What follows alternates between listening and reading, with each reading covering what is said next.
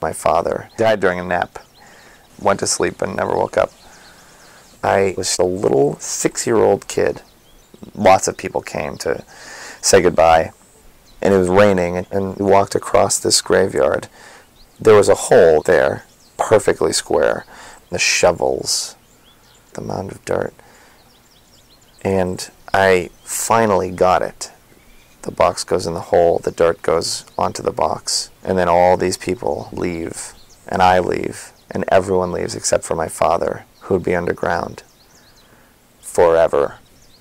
And this howl, the largest, angriest, and saddest sound, began to rise up from my toes. My uncle, who had been my caretaker that whole week, grabbed me immediately and threw me up onto him so that I was facing away from everybody else. And I beat him on the shoulders, and I screamed, "Turn me around, turn me around." As hideously painful as it was, I was going to need to witness this thing happen. And he just turned. He turned around instantly. Everything had stopped. Everyone was staring at me. When I saw everyone staring at me, the howl that was about to get out, I stopped. I cut it off.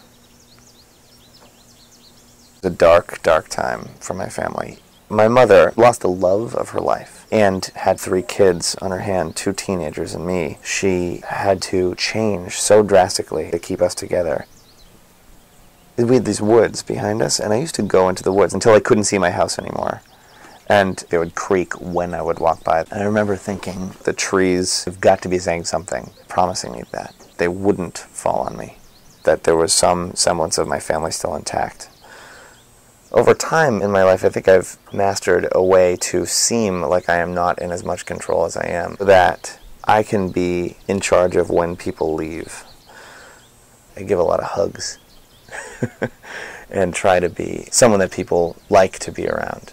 I haven't seen my uncle in several years, and I guarantee you he doesn't even remember this, but he allowed me the worst moment of my life.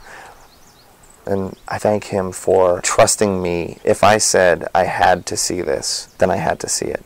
I would be a disaster if he hadn't turned around.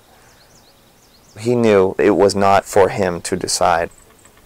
Looking back now, those people looking at me, seeming very disappointed, were probably letting me have this massive meltdown and be good to this 6-year-old kid. And that's probably what did happen.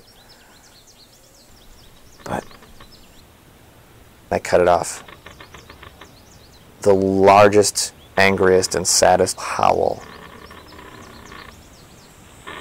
I think I've been struggling to make it ever since.